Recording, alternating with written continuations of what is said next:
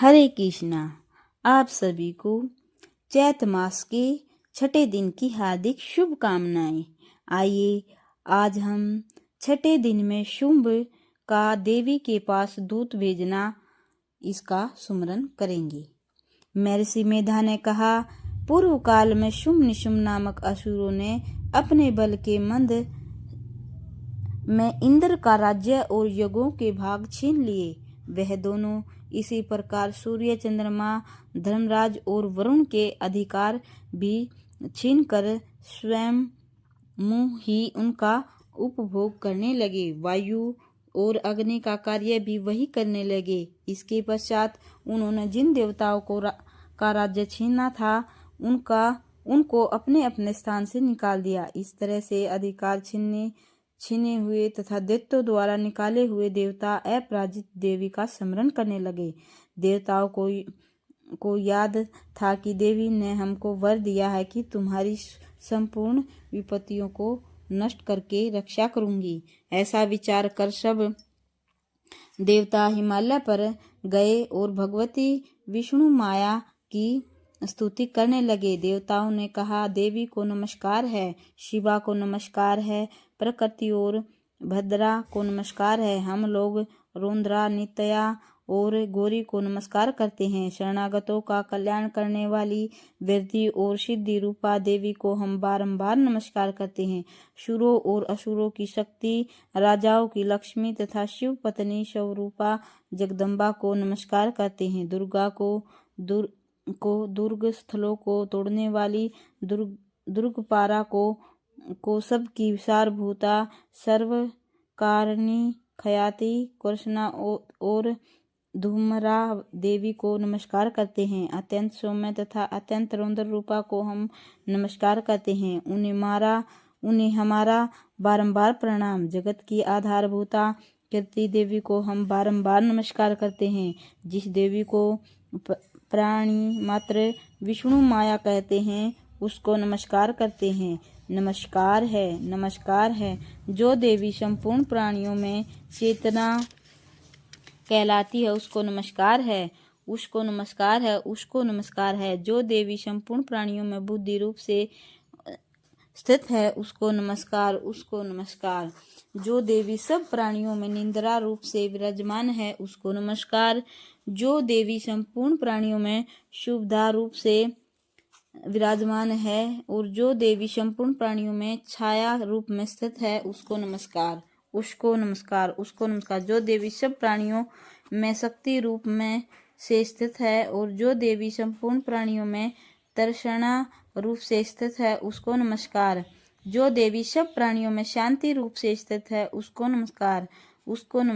जो देवी सब प्राणियों में जाति रूप से स्थित है उसको नमस्कार। जो देवी सब प्राणियों में शांति रूप से स्थित है, जो देवी संपूर्ण प्राणियों में श्रद्धा रूप से स्थित है उनको नमस्कार है। जो देवी संपूर्ण प्राणियों में क्रांति रूप से स्थित है, जो देवी सब प्राणियों में लक्ष्मी रूप में स्थित है और जो देवी संपूर्ण प्राणियों में वृत्ति रूप में स्थित है उसको नमस्कार। जो देवी सब प्राणियों में समृद्धि रूप से विराजमान है उसको नमस्कार। जो देवी सब प्राणियों में दया रूप से स्थित है उनको नमस्कार। जो देवी सब प्राणियों में तुष्टि रूप से स्थित है उसको नमस्कार। जो देवी संपूर्ण प्राणियों में मात्र रूप से स्थित है उसको नमस्कार। जो देवी संपूर्ण प्राणियों में भ्रांति रूप से स्थित है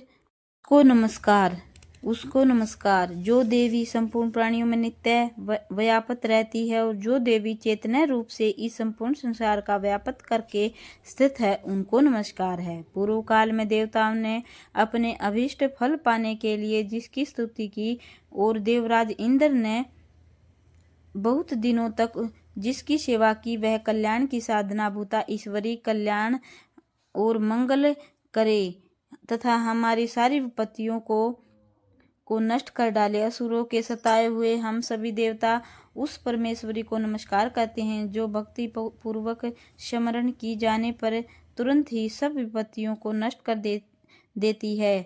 वह जगदम्बा इस समय भी हमारा मंगल करके हमारी समस्त विपत्तियों को दूर करे।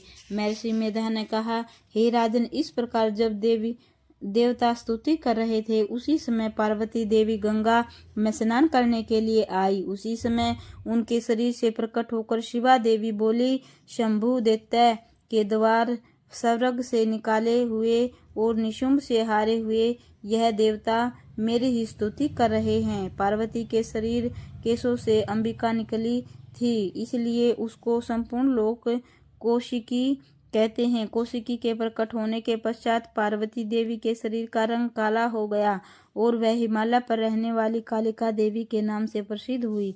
तदनंतर शुंभ और निशुंभ के दूत चंड और मुंड वहां आए। उन्होंने परम मनोहर रूप वाली अंबिका देवी को देखा। चंड और मुंड शुंभ के पास जाकर बोले, महाराज, एक अत्यंत सुंदर स्त्री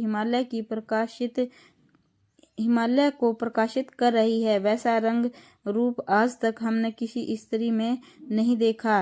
हे असुरश्वर, आप यह पता लगाए कि वह कौन है और उसको ग्रहण कर लें। वह स्त्री स्त्रियों में रतन है। वह अपनी क्रांति में 10 दिशाओं को प्रकाशित करती है, वहां स्थित है, इसलिए आपका उसको देखना उचित है। हे प्रभु, तीनों लोकों के हाथी, घोड़े और मणि इत्यादि जितने रतन है वे सब इस समय आपके घर में शोभायमान हैं। हाथियों में रतन रूप ऐरावत हाथी और उच्च सरवार नामक घोड़ा तो आप इंद्र से ले ही चुके हैं। हंसों से जुता हुआ विमान जो ब्रह्मा जी के पास था वह भी आपके पास है। यह खजाना आपने कुबेर से छीना है। समुद्र ने आपको सदा खिले हुए फूलों की किंजलिकनी नामक माला दी है। वरुण का कंचन की वर्षा करने वाला छत्र आपके पास है।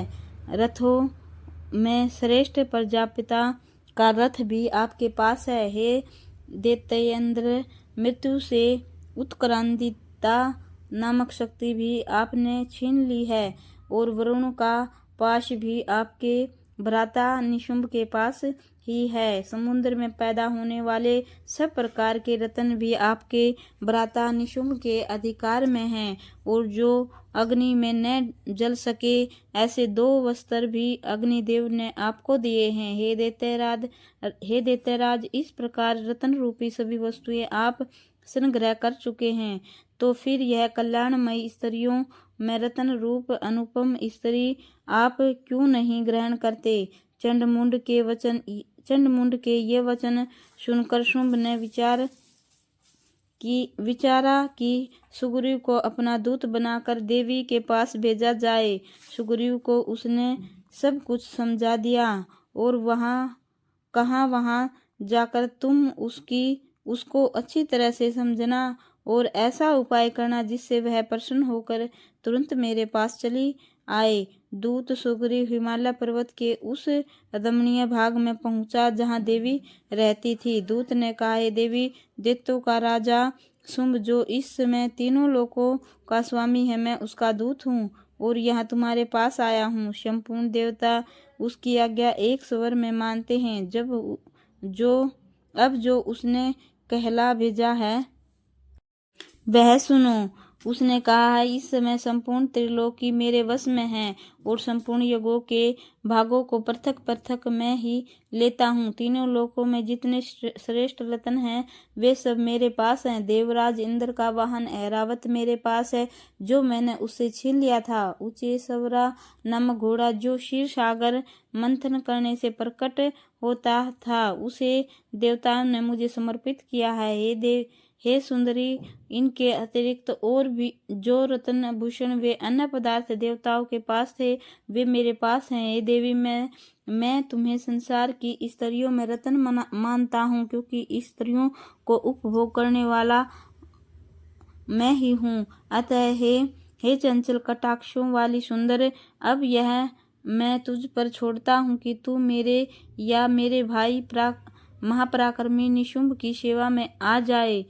यदि मुझे वैरागी तो तुझे अतुल महान ऐश्वर्य की प्राप्ति होगी। अतः तुम अपनी बुद्धि से यह विचार कर मेरे पास चली आओ। महर्षि मेधा ने कहा, दूत के ऐसा कहने पर संपूर्ण जगत का कल्याण करने वाली भगवती दुर्गा मन ही मन मुस्कुराई और इस प्रकार कहने लगी। देवी ने कहा, हे दूत, वह जो कुछ कह रहा है वह सत्य है और इसमें किंच मात्र भी झूठ नहीं है। शुंभ इस समय तीनों लोकों का स्वामी है और निशुंभ भी महापराक्रमी है, परंतु मैं जो प्रतिज्ञा कर चुका हूँ उसे मैं कैसे झूठला सकती हूँ। मैंने जो प्रतिज्ञा की है उसे सुन। जो मुझे युद्ध में जीत लेगा और मेरे अभिमान को खंडित करेगा तथा बल में मेरे समान होगा, वही मेरा स्वामी होगा। इसलिए शुंभ अथवा महापराक्रमी निशुंभ यहाँ आवे और युद्ध में जीतकर मुझसे विवाह कर ले। इसमें भला देर की क्या आवश्यकता है। दूत ने कहा, देवी, तुम अभिमान से भरी हुई हो, मेरे सामने तुम ऐसी बात न करो। इस त्रिलोकी में मुझे तो ऐसा कोई दिखाई नहीं देता जो कि शुंभ और निशुंभ के सामने ठहर सके। हे देवी, अब अन्य देवताओं में से कोई भी शुंभ व निशुंभ के सामने युद्ध में ठहर नहीं सकता, तो फिर तुम जैसी स्त्री उनके सामने रणभूमि में कैसे ठहर सकेगी। जिन शुंभ आदि असुरों के सामने इंद्र आदि देवता नहीं ठहर सके, तो फिर तुम अकेली स्त्री उनके सामने कैसे ठहर सकोगी। अतः तुम मेरा कहना मानकर उनके पास चलो, नहीं तो जब वह तुम्हें केस पकड़कर घसीटते हुए ले जाएंगे तो तुम्हारा गौरव नष्ट हो जाएगा। इसलिए मेरी बात मान लो। देवी ने कहा, जो कुछ तुमने कहा है ठीक है। शुंभ और निशुंभ बड़े बलवान हैं, लेकिन मैं क्या कर सकती हूँ, क्योंकि मैं बिना विचार प्रतिज्ञा कर चुकी हूँ। इसलिए तुम जाओ और जो मैंने कुछ कहा है वह सब आदर पूर्वक असुरेंद्र से कह दो। इसके पश्चात वह जो उचित समझे करे। बोलिए माँ भगवती की जय हो।